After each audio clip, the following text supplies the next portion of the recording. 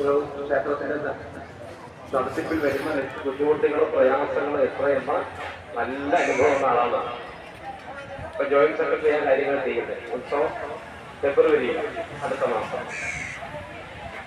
അപ്പോ അതിന്റെ ബുദ്ധിമുട്ടും പ്രയാസം എന്താ എന്ന് നന്നായി അനുഭവിച്ചറിയുന്നവരാണ് ഞാൻ. അതുകൊണ്ടാണ് ഇവിടെ മെനക്കെട്ട് നിങ്ങളോട് ഈ കാര്യങ്ങളൊക്കെ പറയുന്നത്. അപ്പൊ നമ്മെക്കുറിച്ച് സാധിക്കുന്നത് എന്ത്, അത് നാം ഈശ്വരീയമായ കാര്യങ്ങൾക്ക് ചെയ്യാം.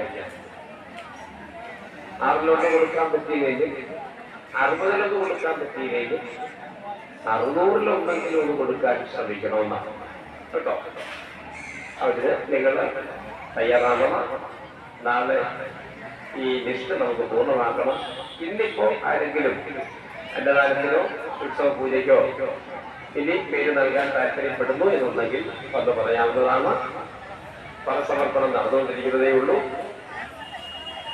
ഇനിയും അതിന്റെ രസീതെടുക്കാൻ സാധ്യമാകും. കാര്യം നമ്മുടെ യജ്ഞശാല എന്ന് പറയുന്നത് ബ്രാഹ്മമുഹൂർത്തത്തിലെ നിർമ്മാല്യ ദർശനം തുടങ്ങിയാണ്. രാത്രിയിലെ മംഗളാരതി കഴിഞ്ഞിട്ട് അടയ്ക്കും.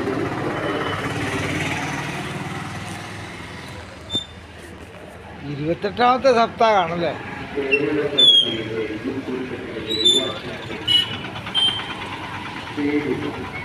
നമ്മുടെ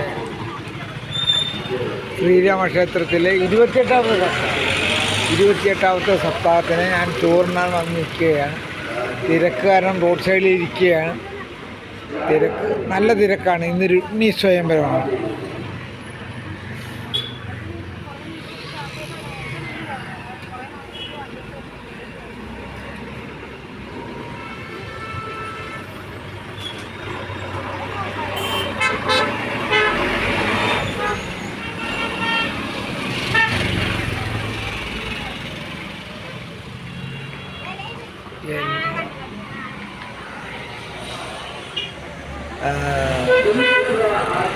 സുഹൃത്തുക്കളെ, ഞാനിപ്പോൾ ശ്രീരാമക്ഷേത്രത്തിൻ്റെ റോഡ് സൈഡിൽ ഇരിക്കുകയാണ്. സപ്താഹം ഇന്ന് രുക്മിണി സ്വയംവരമാണ്. നല്ല ജനപ്രവാഹമുണ്ട്. ഞാൻ റോഡിൽ കച്ചവടം കഴിഞ്ഞു വന്നിരിക്കുകയാണ്.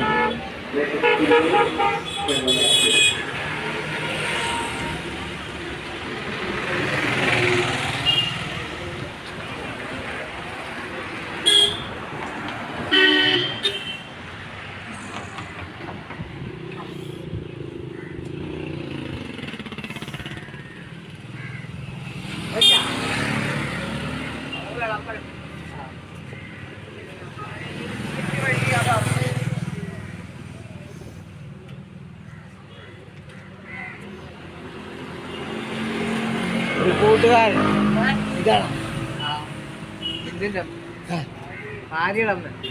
ചോറുണ്ടാ?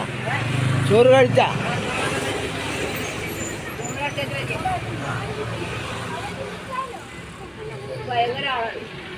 ഇന്ന് രുക്മിണി സ്വയംവരം അല്ലേ? ഇത് രുക്മിണി സ്വയംവരം. പാളണം.